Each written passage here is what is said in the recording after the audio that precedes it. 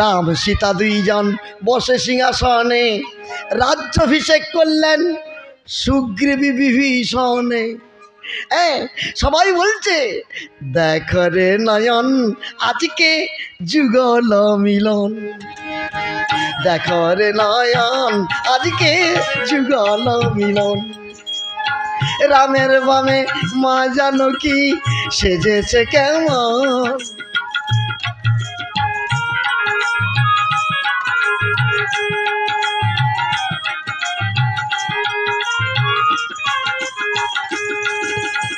সে তো ছত্র ধরে আছেন ঠাকুর লক্ষণ, সে তি চামর বেজন করে ভরত শত্রুঘ্ন।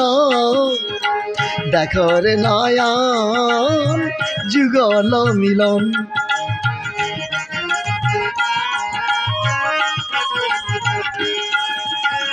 মা জানকী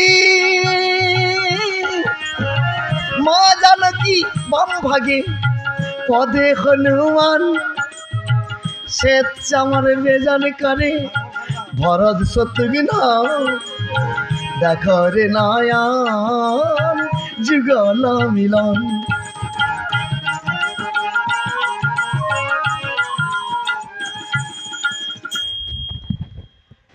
লক্ষণ ঠাকুর শ্বেত ছত্র ধরেছিল, মানে ছাতা ধরেছিল।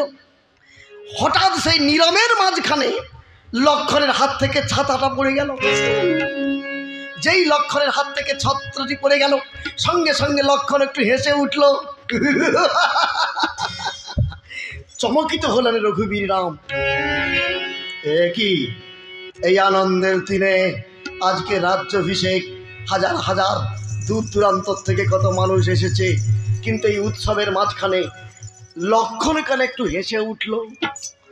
রামচন্দ্র বললেন, লক্ষণ দাদা, হ্যাঁ রে, আজকে আমি রাজা হয়ে সিংহাসনে বসেছি, তোর কি কোনো আপত্তি আছে?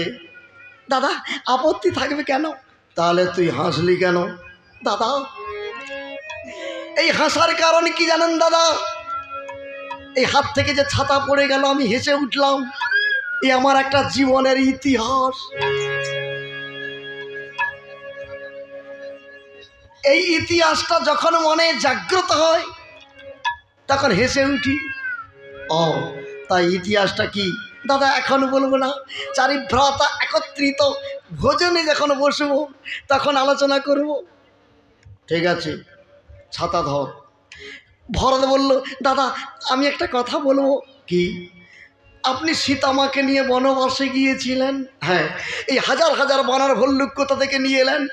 আম বাগান, লিচু বাগান, কাঁঠাল বাগান, লিচু বাগান, মানে কোনো বাগানে একটাও ফল রাখছে না, সব খেয়ে যাচ্ছে। তখন রামচন্দ্র বললেন, ওরা যা আছে সব খেয়ে যাক, তাতে ক্ষতি নেই, কারণ ভক্ত আমার পিতা মাতা, ভক্ত আমার গুরু, ভক্তরা আমার নাম রেখেছে বাঞ্ছা কল্পতরু। ভক্ত যদি না থাকে ভগবানের অস্তিত্ব নেই। যেমন একটা স্কুলের মধ্যে ছাত্র নাই, 30 জন মাস্টার এসে উপস্থিত, বিরাট হাই স্কুল কি কলেজ, মাস্টার এসে গেছে কিন্তু ছাত্র একটিও আসেনি, তাহলে মাস্টারদের ভূমিকা আর কি আছে? কে মাস্টার বলবে, কে স্যার বলবে? তার মাস্টারত্বই নাই। ঠিক তদ্রুপ ভক্ত যদি না থাকে ভগবানের কোনো অস্তিত্ব নাই। ভক্ত আছে বলে তবে ভগবানের অস্তিত্ব। হ্যাঁ, ভক্ত এটা ঠিকই, কিন্তু এখানে আবার শাস্ত্রে বলছে সবাই কিন্তু প্রকৃত ভক্ত হতে পারে না। ভগবানকে ডাকে সবাই, আর সব ভক্ত সমানও নয়। কিরকম? শাস্ত্রে বলছে যে 4 প্রকার ভক্ত আছে সারা পৃথিবীর মধ্যে। কালী ভক্ত, শিব ভক্ত, শীতলা ভক্ত, কৃষ্ণ ভক্ত, রাম ভক্ত, শ্যাম ভক্ত। আপনি যে ভক্ত হোক না কেন, 4 ক্যাটাগরির ভক্ত। 4 ক্যাটাগরি কীরকম? প্রথমে বলি আর্তভক্ত, অথার্থী ভক্ত, জিজ্ঞাসু ভক্ত, জ্ঞানী ভক্ত। কোন ভক্তের চরিত্র কীরকম? যিনি অথার্থী ভক্ত হবে, মানে অথার্থী ভক্ত, তার চরিত্রটা কীরকম? ভক্তজন মণ্ডলী, শ্রীমদ্ ভগবদ্ গীতায় লেখা আছে, হে অর্জুন, আমার হচ্ছে 4 রকমের ভক্ত আছে, 4 প্রকারের ভক্ত আমার সেবা পূজা অর্চনা করে। অর্জুন বললেন, প্রভু, তো 4 রকমের ভক্তের একটু বিবরণ বলুন। তখন ভগবান শ্রীকৃষ্ণ ব্যাখ্যা করছেন। প্রথমে হচ্ছে অথার্থী ভক্ত। অথার্থী ভক্ত কীরকম? আত্মীয় বন্ধু বান্ধবের নামে প্রচুর খরচ করে, মানে টাকা পয়সা। বাড়িতে জামাই এসে গেলে তার পেছনে 3000 5000 খরচ, কোনো কৃপণতা নাই। জামাই এসেছে না, হ্যাঁ, আত্মীয় বন্ধু বান্ধব এসে গেছে, খেয়ে যা, মানে কোনো ব্যাপার নয়, বুঝলেন? কিন্তু ভগবানকে যে প্রতিদিন একটা নকুল দানা দিতে হবে, ভগবানকে যে প্রতিদিন তার সামনে পূজার থালা বসিয়ে দিয়ে একটু নিবেদন করতে হবে, এটা শিখেনি, এটা শিখেনি। ভগবান কি খেলো না খেলো দেখার দরকার নেই, শুধু দাও দাও করে। দাও দাও মানে আমার ব্যবসাটা যেন ভালো চলে, মেয়েটা যেন পরীক্ষায় পাস করে, আমার যেন কম্পিউটারটা ভালো চলে, আমার ব্যবসাটা যেন ভালো চলে, হ্যাঁ, আমি যেন একটা চাকরি পাই, আমার মুদির দোকান যেন ভালো চলে, আমার শরীরটা যেন ভালো থাকে, আমার সুগার যেন ভালো হয়ে যায়, আমার যেন কিডনির দোষ না আসে, আমাকে তাড়াতাড়ি যেন মৃত্যু না হয়, মানে শুধু চাইছে। অতার্থী ভক্ত শুধু চাইছে আর শুধু টাকা দাও, টাকা। ঘরে হরির থান আছে, হরি মন্দির আছে, জীবনে ধূপ দেবে না, কিন্তু দোকান যদি করেছে কম্পিউটারে, ভুসিমালে, চিড়া বস্তায়, সুপারি বস্তায়, লঙ্কায়, ক্যাশ বাক্সে 1 প্যাকেট করে ধূপ ঘুরাবে। আবার একটা গণেশ ঠাকুর আছে, 14 বার ঘুরাবে, শুধু টাকা দাও। মানে টাকা পাওয়ার আশায় যারা আমাকে ধূপ দিচ্ছে, পূজা করছে, তারা হচ্ছে অথার্থী ভক্ত, মানে অর্থ পাওয়ার আশায় ডাকে। হে অর্জুন, প্রকৃত ভক্ত ওরা আমার নয়। কেন? আমার অন্তরের কথা কোনোদিন ভাবে না, সারা জীবন শুধু মাগতে আছে ভিখারির মতো। একটি কি খেলো, তার ভগবান কি খাচ্ছে না খাচ্ছে একদিনও দেখেনি। জামাই বাড়িতে এসে গেলে 5000 টাকা খাওয়ায়, একটা নকুল দানা দিতে মুরাদ বয়নি। এই হচ্ছে ভক্ত।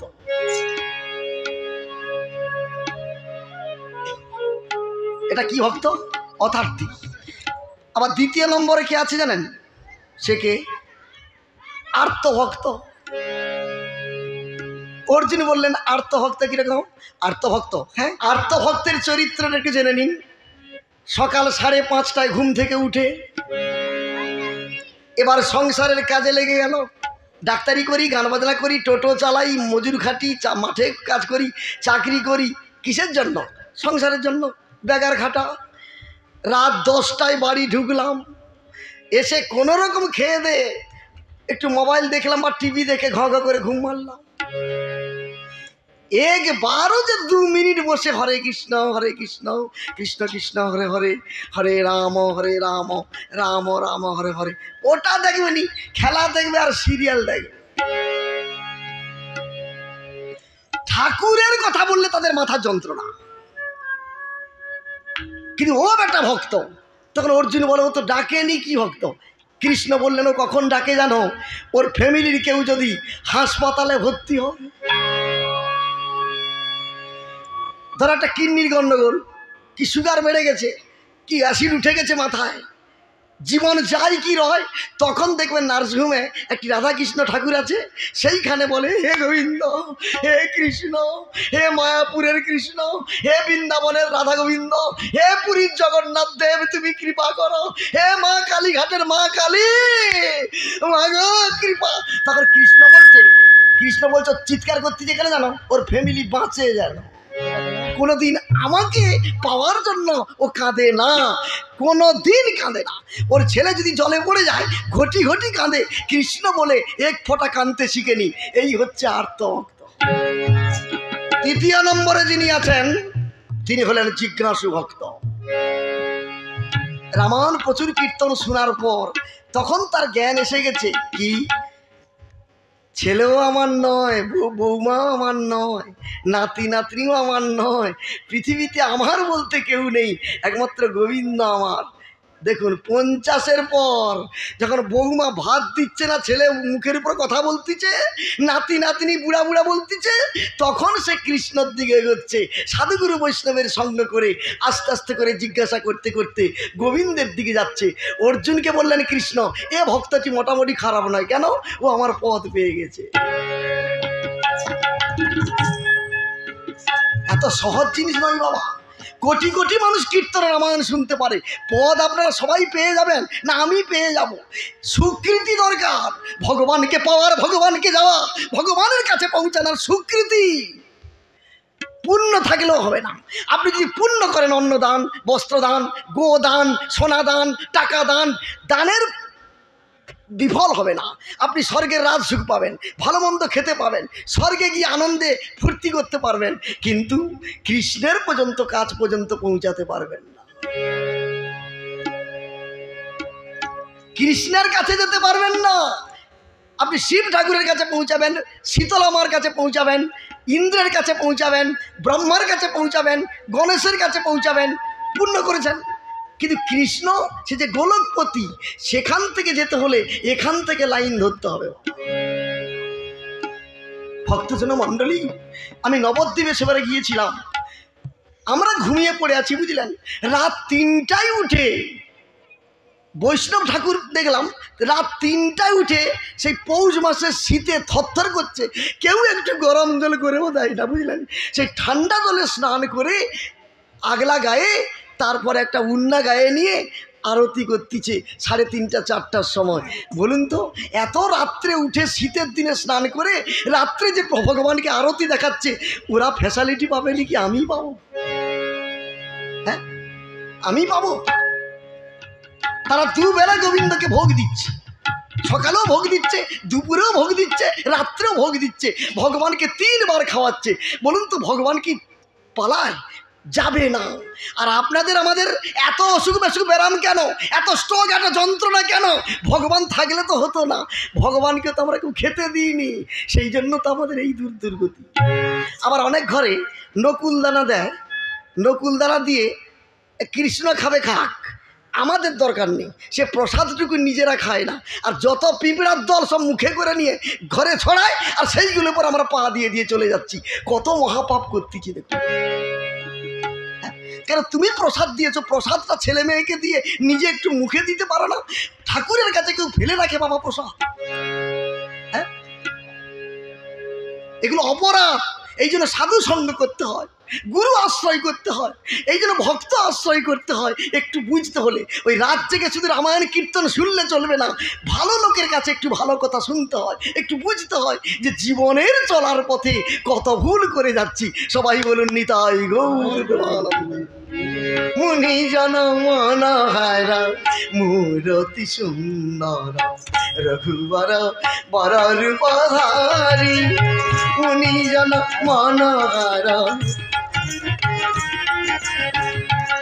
দীপ্ত নবঘন অঙ্গে নবরণ, লক্ষ্মণ শানে বনচারী। মুনি জন মনোহরা।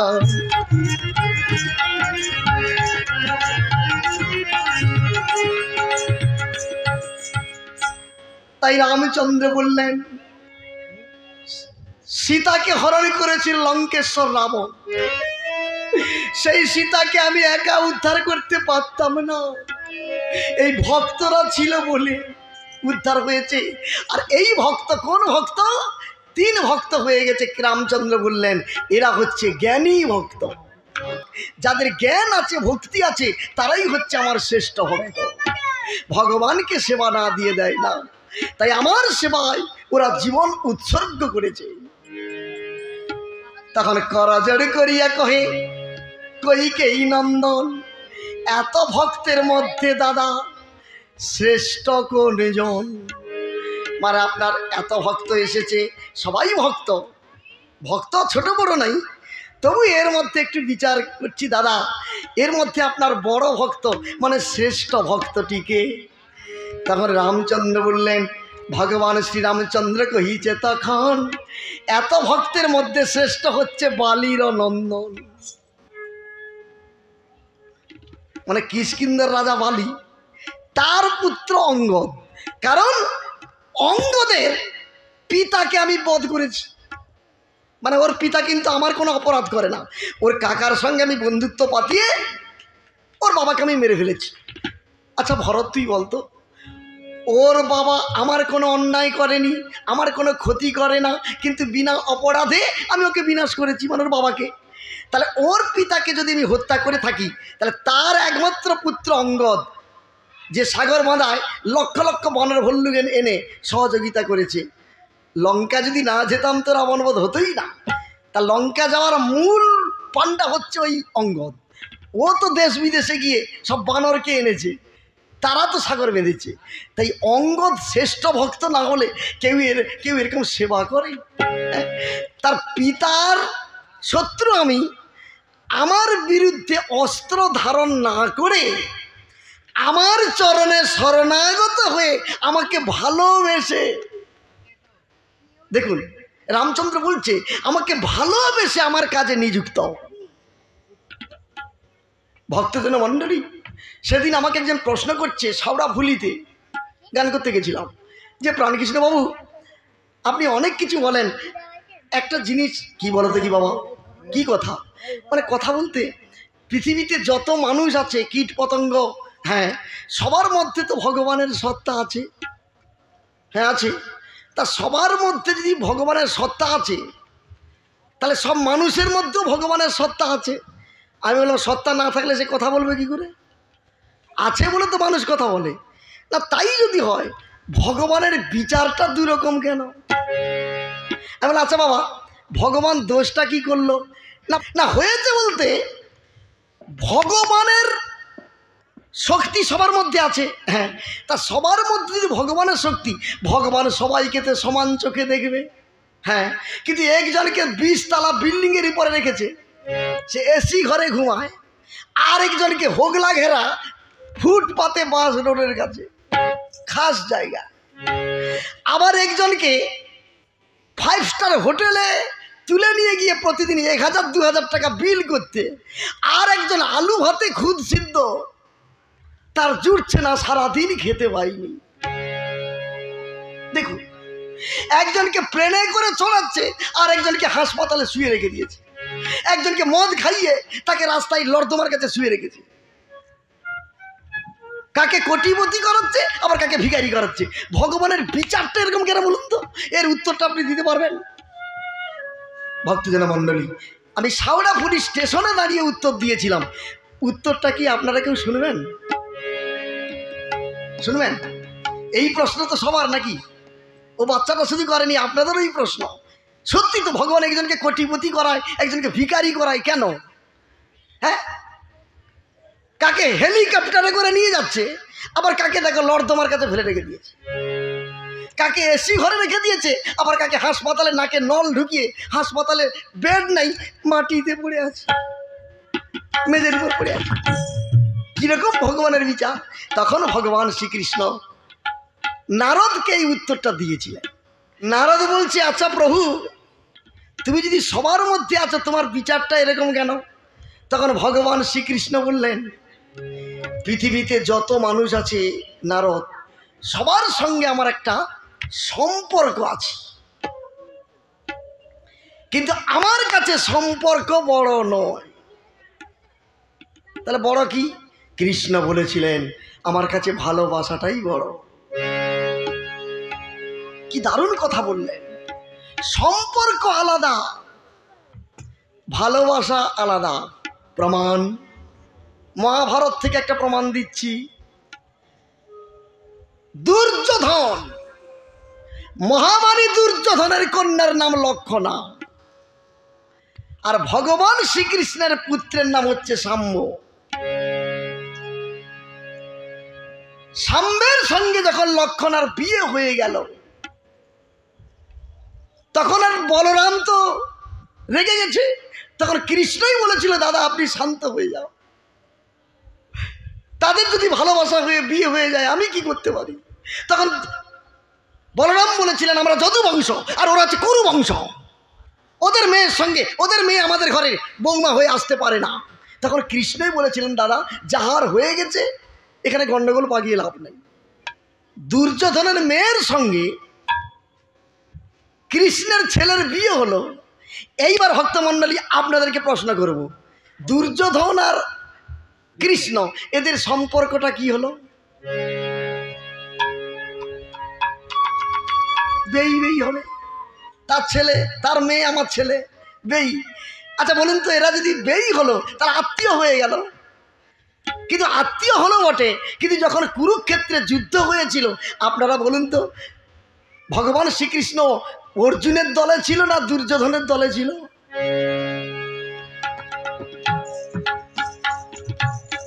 বেই দলে যায়নি। কার দলে? অর্জুনের দলে। কেন?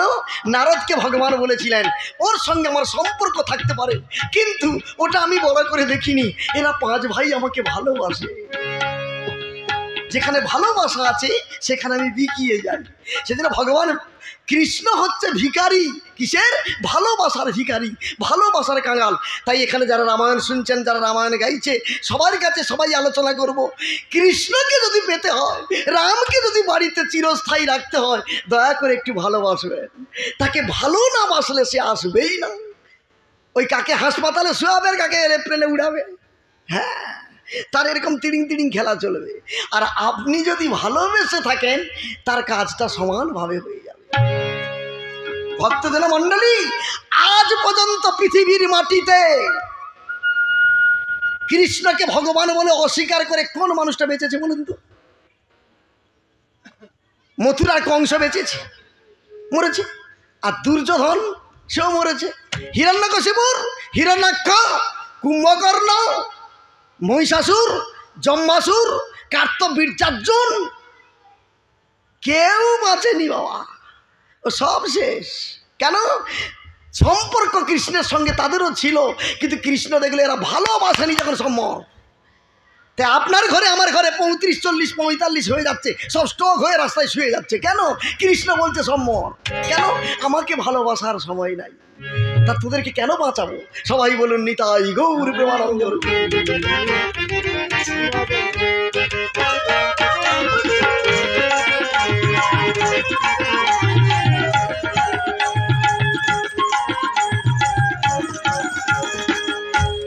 তুমি মোরে কত ভালোবাসো গো, আমি তো বাসি না তোমার। তুমি মোরে কত,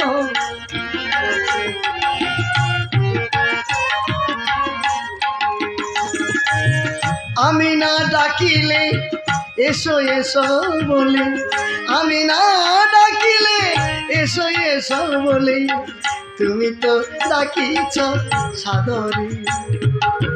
তুমি মোরে প্রভু কত ভালোবাসো,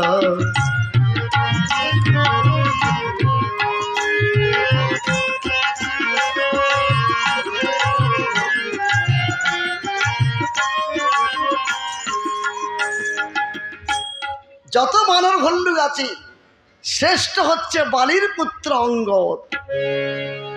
অঙ্গদ বাবা, তুমি ভক্তদের মধ্যে শ্রেষ্ঠ, আমি তোমাকে কিছু পুরস্কার করতে চাই। বলো তুমি কি পুরস্কার চাও? প্রভু আমাকে পুরস্কার দেবেন, আমি জীবনে তো কিছুই চাই না, আমি জীবনে কিছু চাই না, আমি শুধু কর্তব্য পরায়ণ হতে চাই। অঙ্গদ জানে প্রভুর কাছে চাইলে কম পড়ে যাবে, চাইলে কম পড়ে যাবে। রামকৃষ্ণ পরমহংসদেব বলেছিল যে ওরে নরেন, মাকে চাইতে নাই, চাইলে যে কম পড়ে যাবে রে। কি কম পড়ে যাবে? হ্যাঁ, আপনার যখন বয়স হবে, যখন বয়স হবে 50-এর পর, কথাগুলো একটু শুনুন, 50-এর পর যখন 50 যখন আমরা পেরিয়ে যাব, তখন এক একটা বড় বড় ব্যাধি, হাঁপানি, শরীর আইঠাই, সুগার বেড়ে যাওয়া, পায়ে হাঁটু কোমর যন্ত্রণা, উঠতে বসতে পারবো না, একটু কাজকর্ম করতে গেলে হাইফাই করবো, মানে এক একটা রোগ আসবে। কিন্তু এখন থেকে যদি গোবিন্দকে চেয়ে সব শেষ করে দিলে, তাহলে 50-এর পর যখন রোগ এসে যাবে তখন চাইলে কম পড়ে যাবে, আর পাবে না। সেজন্য যেখানে যেখানে গান করতে যাই, আমি 13 থেকে 14খানা জেলা ঘুরি, বুঝলেন? এই 13-14টা জেলাতে আমি রামায়ণ করতে গেলে সবার হাতে পায়ে ধরে আমি অনুরোধ করি যে 50-এর ভেতরে যাদের বয়স, ভগবানকে দয়া করে কিচ্ছু চাইবেন না। তুমি যা দিবে দাও প্রভু, তোমার যেটা দেওয়ার তুমি দাও, আমার ভাগ্যে যতটুকু আছে তাই হোক, কেন তোমাকে যেন না ভুলে যাই, আমি তোমাকে যেন না ভুলে যাই। তুমি আমার সর্বস্ব, মানে ভগবান তুমি আমার। আচ্ছা, ভগবানকে যদি কেউ আমার করে নেয়, আমার কি কঠিন ব্যাধি আসতে পারে? ভক্ত চোখের সামনে ছটফট করে মরবে, ভগবান কি দেখতে চায়? সেই জন্য ভক্তজন মণ্ডলী, কৃষ্ণকে বা রামকে একটু ভালোবেসে আপন করো। অনেকে বলবেন তাহলে ভালোবাসাটা জন্মাবো কি করে? আরে বাবা, ভালোবাসা জন্মাতে কি বলে দিতে হবে? 300-500 টাকা মাত্র যদি 500 টাকা কেউ খরচ করে, বেশি না, মাত্র 500 টাকা যদি কারোর ফ্যামিলিতে থাকে, এইখানে বসে যদি কেউ প্রতিজ্ঞা করেন যে আমি 500 টাকা খরচ করার জন্য রেডি আছি, ওই 500 টাকা যদি কারোর ঘরে থাকে, তার ছেলে বৌমার ভক্তি আসবে, নাতি নাতনির ভক্তি আসবে, আপনার স্বামী স্ত্রীর ভক্তি আসবে, ছেলে মেয়ের ভক্তি আসবে। 500 টাকা যদি কারোর থাকে, যদি বলেন 500 টাকা কি হবে, 200 থেকে 250 300 টাকার মধ্যে একটা পিতলের গোপাল কিনবেন। সিংহাসন এখন দরকার নেই, একটা উঁচু উঁচু জায়গাতে রাখলেও চলবে। একটা ঘন্টি কিনবেন 100 টাকা, ছোট্ট ঘন্টি। থালা 50 টাকা করে, একটা পিতলের থালা কিনে নেবেন। 30 টাকা দিয়ে একটা গ্লাস কিনবেন, 30 টাকা দিয়ে একটা প্লাস্টিকের ডিবা কিনবেন, তাতে 50 গ্রাম নকুল দানা পুরে রাখবেন। সারাদিনে 2 বার, দুপুরে সন্ধ্যায়, প্রতিদিন একটা করে নকুল দানা দাও, তুলসী পাতা কৃষ্ণায় নমঃ বলে দাও, তার কাছে বসো, প্রণাম করো, বাড়ির ফ্যামিলিকে সবাইকে শিখিয়ে দাও। আমরা যদি বাড়িতে না থাকি, কোথাও চলে যাই, তোমরা সময় মতো গোপালকে খেতেটা দিও, বাড়ির সবাইকে জানিয়ে দাও। দেখুন, ঠাকুমা প্রণাম করবে, দাদু প্রণাম করবে, বৌমা প্রণাম করবে, সবাই প্রণাম করতে করতে করতে করতে করতে এমন একটা দিন আসবে, কৃষ্ণের সঙ্গে সম্বন্ধ হয়ে যাবে। আর ওই সম্বন্ধ যেদিন আপনার মধ্যে, গোবিন্দের মধ্যে হয়ে যাবে, সেদিন যে কি আনন্দ, সেটা আমি আপনাদের বলে বোঝাতে পারবো না। কারণ জীবনে এই আনন্দটা আমি পেয়েছি। 99% মানুষ সংসার নিয়ে ব্যস্ত, 99% মানুষ সংসার নিয়ে, গাড়ি বাড়ি জমি জায়গা টাকা পয়সা নিয়ে ব্যস্ত। আমার কৃষ্ণকে নিয়ে ব্যস্ত কেউ নাই, রামকে নিয়ে কেউ ব্যস্ত নেই। সেই জন্য তো আমাদের এত দুঃখ, এত কষ্ট, এত ব্যাধি। সারাটা জীবন শুনে এসেছি, সারাটা জীবন শুনে এসেছি, আপনারাও শুনেছেন। গরুর মুখে জ্বালতি, কি একটা করোনা ভাইরাস এলো, সবার মুখে জ্বালতি এসে গেল। কি গোবিন্দের কৃপা, তিনি কখন যে কি রূপে কি রোগ দেয়, কি খেলা খেলে আমরা বলতে পারবো না। সেই জন্য ভক্তদের মণ্ডলী, সবার কাছে আমার একটা বিনতি অনুরোধ, কলিযুগের অবস্থা খুব খারাপ।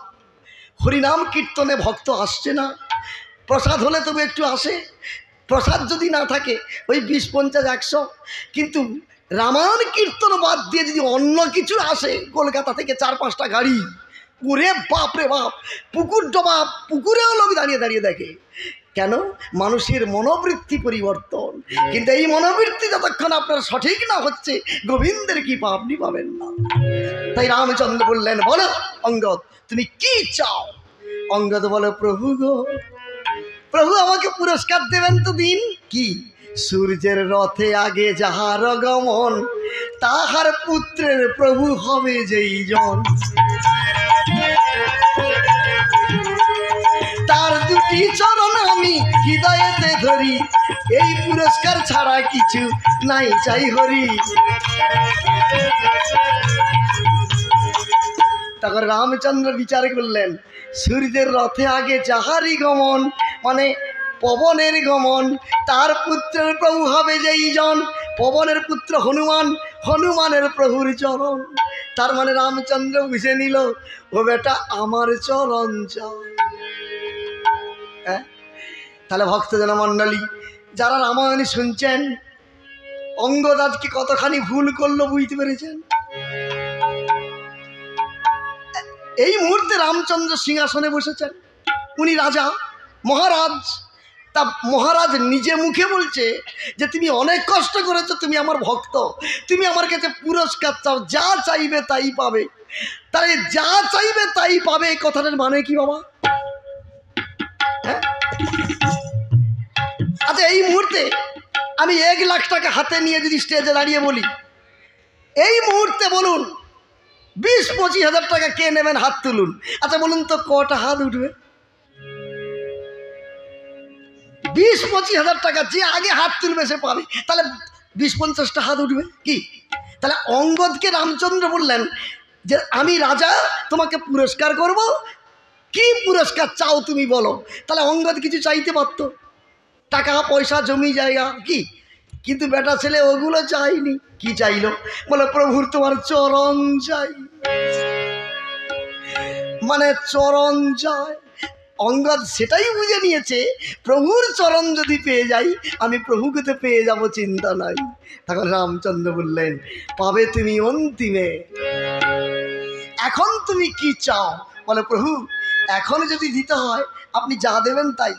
এই কথা শুনে রাম রাজি বলো চন, নিজের গলা থেকে বহু মূল্যের হার বাহির করিল তখন, রত্নহার হস্তে লইয়া অঙ্গদের সমর্পিয়া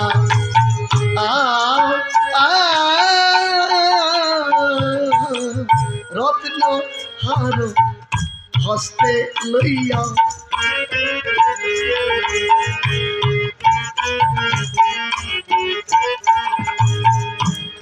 আশীর্বাদ করে প্রভু রঘুরাই, আশীর্বাদ করেন রঘুরাই। সে হার গলাতে পরি অঙ্গদ শোভা করি,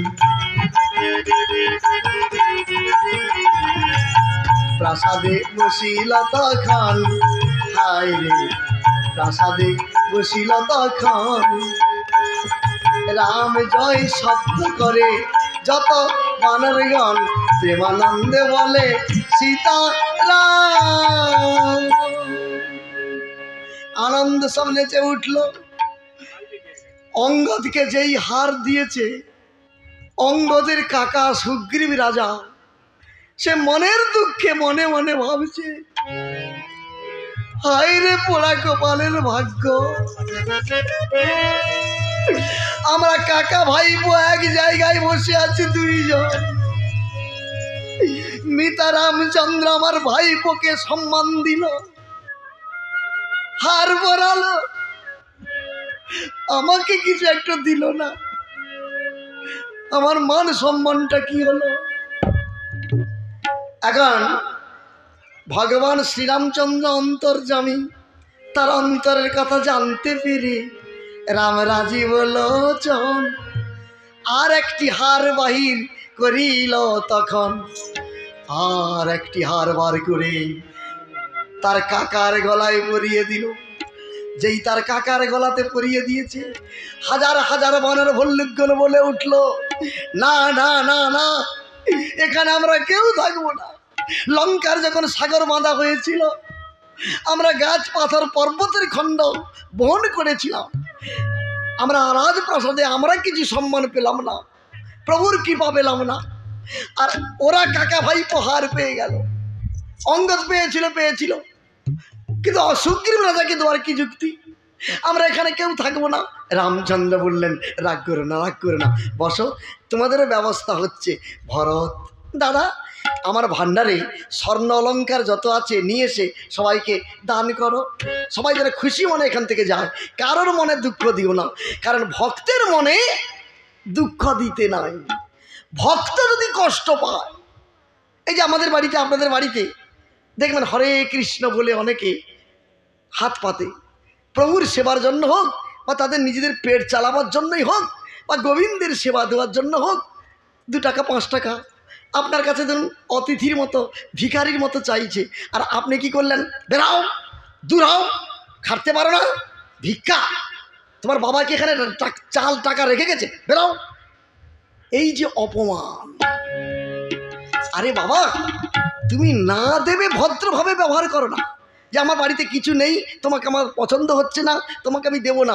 কিন্তু সাধুগুরু বৈষ্ণব এলে, ভিখারি এলে কেউ কুকুরের মতো তারাই বাবা। ওরা যাই করুক না কেন, তারা তো ঠাকুরকে ডাকছে, তারা তিলক রেখেছে, গলায় তুলসী মালা, হরে কৃষ্ণ নাম করছে। ভগবানকে তুমি ডাকার সময় পাওনি, তোমার বাড়িতে এসে হরে কৃষ্ণ হরিবোল হরিবোল একটু নাম তো বললো, এইটুকুর বিনিময়ে কি তাকে 2 টাকা দেওয়া যায় না? এই অপরাধ। আর অপরাধের ভাঁড় যখন ভর্তি হয়ে যায় ভক্তজন মণ্ডলী, তখন গোবিন্দের একটা দৃষ্টিকটু আসে, তখনই গোবিন্দের একটা কোপানল আসে, তাতেই আমাদের কষ্ট হয়, দুঃখ হয়। তাই রামচন্দ্র বললেন, আমি ভক্তের মনে দুঃখ দিতে চাই না, তোমরা বসো, আমি দিচ্ছি। এইবার ভরত স্বর্ণ অলঙ্কার এনে পৌঁছে দিল। এইবার রঘুবীর দান করলেন রাজপ্রাসাদে রামের দান। আজকে পেয়েছে সর্বজন, মানে সবাই পেয়েছে, কেবলমাত্র বাকি থাকলো পবন নন্দন।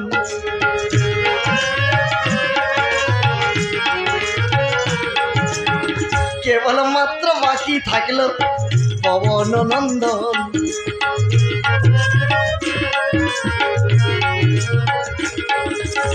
হনুমানকে দেয় না, তাকে পুরস্কার করেন না, হনুমানকে দেয় না।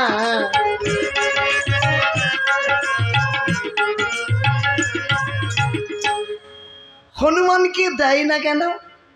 ভক্তজন মণ্ডলী, বানররা সবাই প্রভুর সোনার দিকে তাকিয়ে আছে, মানে সোনা হীরা মানে মুক্তার দিকে তাকিয়ে আছে।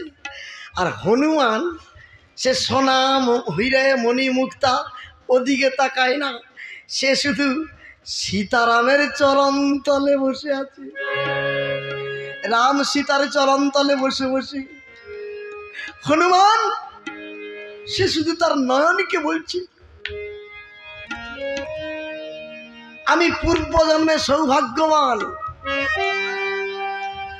আমি পূর্বজন্মে সুকৃতি নিয়ে এসেছি। কেন আমি সুকৃতি নিয়ে এসেছি তার প্রমাণ আজকে রঘুবীরের চরণতলে বসার সুযোগ পেয়েছি। রঘুবীরের চরণতলে। এই জন্য যারা রামায়ণ গান শুনতে এসেছেন, আপনাদের সবাইকে বলি, আপনারা প্রত্যেকে কিন্তু সুকৃতি নিয়ে জন্ম হয়েছেন। কেন বলুন তো? সুকৃতি না থাকলে রাম নামের আসরে বসার সুযোগ পেতেন না। এত সহজ। হ্যাঁ, এই যে সেদিন একজনের বাড়িতে গান করতে গেলাম, বাইরে বহু ভক্ত এসেছে, বুঝলেন, তার মেয়ে জামাই ছাদ থেকে নামে না, তার 2টো ছেলে আছে তারাও নামে না, কলকাতা থেকে বন্ধু এসেছে 3 জন, খড়গপুর থেকে 2 জন, এরকম জন 20, 3 তলার উপরে তারা টিভি দেখতেছে, ফুর্তি করতেছে, গল্প করতেছে, মোবাইল দেখতেছে। 3 ঘন্টার নিচে রামায়ণ হলো, বুঝলেন। আমরা গান করতে গেছিলাম, একজনও কেউ নামেনি, তার যতগুলো কুটুম সব ছাদের উপরে, একজনও কেউ নেমে দেখেনি এখানে কি গান হচ্ছে। কেন? 3 মাইল দূর থেকে মানুষ এসেছে রামায়ণ শুনতে, আর ছাদের উপর থেকে নামেনি। তাহলে এখানে আপনারা কি বুঝবেন, ওদের স্বীকৃতি আছে কি? হ্যাঁ, নাকের টোকার কাছে রামায়ণ গান হচ্ছে, নামার চেষ্টা শুনবেনি। কেন? স্বীকৃতি নেই। এই জন্য গোবিন্দর কানে তালা মেরে দিয়েছে, এই জন্য কৃষ্ণ নাম তাদের। আমাকে অনেকে প্রশ্ন করে, এই ইউটিউবে আমি গান ছাড়ি, দেখছেন এই যে মোবাইলে রেকর্ডিং হচ্ছে, এটা ইউটিউব হচ্ছে, এটা আবার কালকে ছাড়া হবে, পরশুদিন আপনার এইখানের অনুষ্ঠান আবার আপনারা দেখতে পাবেন। আমরা যা যা বলছি ইউটিউবে আপনারা দেখবেন, এইগুলো সব হচ্ছে। এই সব কথাগুলো সারা পৃথিবী শুনতেছে মানুষ। তাই সবাই আমাকে ফোনেও বলে, ডাইরেক্ট দেখা হলেও বলে যে প্রাণকৃষ্ণবাবু, আপনি যে গানের ভেতরে যেসব মাঝে মাঝে জিনিসগুলো দিচ্ছেন, খুব ভালো লাগে। কিন্তু একটা জিনিস আপনি তো বলেননি, কি না সেটা আপনি ওই বাগনানে ওখানে গান করতে গেলে বাবুর বাড়িতে একটু বলবেন। আচ্ছা ঠিক আছে, প্রশ্নটা কি? প্রশ্নটা হচ্ছে, জ্বর হলে আমরা বুঝতে পারি যে আমার গায়ে 102-3 জ্বর, হ্যাঁ, তাহলে বৈজ্ঞানিক একটা থার্মোমিটার আছে, হ্যাঁ, সে 100-150 টাকা দাম, বগলে দিলে তো বোঝা যায়। ঠিক ঠিক ঠিক।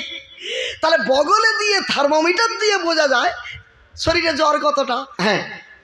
কিন্তু এমন কোনো থার্মোমিটার বিজ্ঞান বের করেছে কি? কি মিটার? আমার শরীরের ভেতরে পাপ কতটা আছে। কেন বিজ্ঞান এটা বের করছে না? তাহলে ক্লিয়ার হয়ে যেত। আমি বললাম ও থার্মোমিটারটা বিজ্ঞান বের করতে পারবে না, জীবনে পারবে না।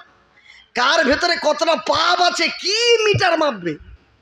জ্বর মাপা যায়, পাপ মাপা যায়, কিন্তু পাপ একমাত্র মাপা যায় কিসে?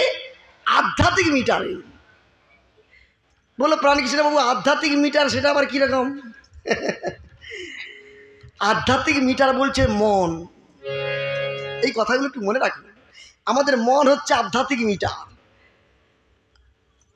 যখন দেখবেন, মনকে বলছি, যখন দেখবেন যে হরি নামে কৃষ্ণ নামে ওর রুচি নাই, বাবা মার প্রতি ভক্তি নাই, বউর সঙ্গে যুক্তি করে বাবা মাকে বৃদ্ধ আশ্রমে ঠেকাবে চিন্তা ভাবনা করতেছে, বাবা মা বেশি বেশি খেয়ে নিচ্ছে, দুজনে যুক্তি করে, আর হরি নাম কৃষ্ণ নাম হলে তারা সবাইকে থামায়, বন্ধ করো, অন্য অন্য অনুষ্ঠান শুনবে, কিন্তু হরিনাম কীর্তন হলে মাথার যন্ত্রণা। ভগবানের প্রসাদ দিলে খাবে না, কিন্তু রেস্টুরেন্টে ঢুকে অনেক কিছু খাবে। তখনই বোঝা যাবে যে এর ভেতরে পাপে ভর্তি হয়ে গেছে, না হলে হরিনাম কানে যাচ্ছে না কেন। তাই এই আধ্যাত্মিক মিটার দিয়ে আমাদের জানতে হবে। আজকে ভগবান শ্রীরামচন্দ্র বললেন তোমরা তাহলে সবাই পুরস্কার পেয়েছো, হনুমান কিন্তু কোনো পুরস্কার পেলেন না। হনুমান কোনো পুরস্কার পেলেন না। কেন না? তাকে কোনো পুরস্কার দেওয়া হয় না। হনুমান চোখের জলে তার বুক ভেসে যায়, ওগো দয়াময়, ওগো কৃপাময়, আমি তোমার চরণ যেন ভুলে না যাই। সীতামা গলা থেকে হার বার করলেন, হার হাতে করি জনক ঝিয়ারি, হনুমানে দানি আশীর্বাদ করে গো।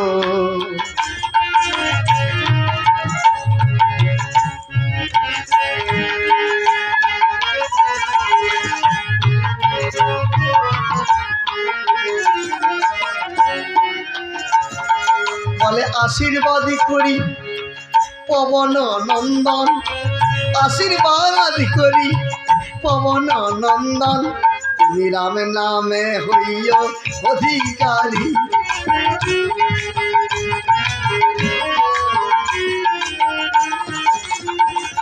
বলে তোমার মরণ হবে না কখন, আশীর্বাদ করি বাবা পবন নন্দন।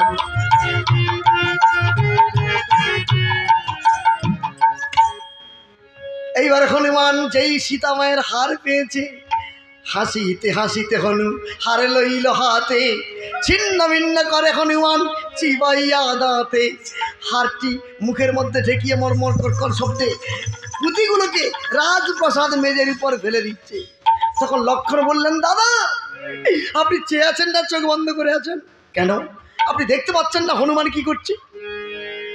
মুক্তা চ মালা নচ মর্কটেষু মিষ্টান্ন পন্না নচ গর্ধবেষু অন্ধস্ব ন দীপং বধিরস্ব ন গীতং মূর্খজনা কিং ভগবত কথা ন প্রসঙ্গ, মূর্খজনা কিং ভগবত কথা ন প্রসঙ্গ।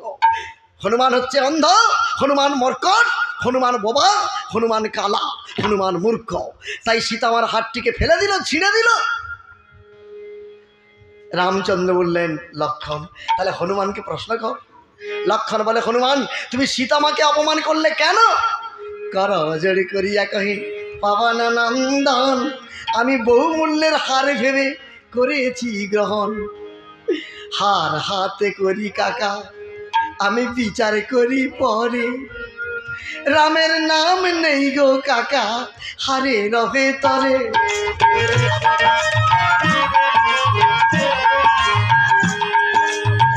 রাম নাম বিহীন আছে যেই ধন তাকে পরিত্যাগ করে পবন নন্দন।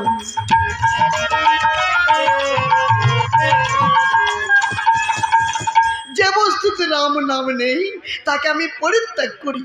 লক্ষণ বলে পবন কুমার রাম নাম দেহে চিহ্ন নাহি ক তোমার। আরে দেহটাকে কেন ধারণ করিয়াছ পবনানন্দন, গলায় কলসি বেঁধে জলে ডুবে মর গো এখন। হনুমান বললেন কি আমার শরীরে রাম নাম নেই, আমার শরীরে রাম। হনুমান বললেন আমি সত্যিকারী যদি হয়ে থাকি নামের অধিকারী, আমার হৃদয় মাঝে উদয় হও বাবা তুমি আর জনকশিয়ারি। জয় রাম বলে হনুমান সবার সম্মুখে বিদায় নিল বক্ষ। দেখে অস্থিময় রাম নাম তার বুকের ভেতরে লেখা লক্ষ লক্ষ। দেখলেন রাম সীতা বসিয়াছে হৃদয় মাঝারে, রাম নাম লেখা তার পাঁজরে পাঁজরে। রাম নাম রাম নামে লেখা তার পাঁজরে পাঁজরে। রাম নামে লেখা লক্ষণ বলে হনুমান তুমি আমায় ক্ষমা করো। রামে জানে তোমারে রামে জানো তুমি,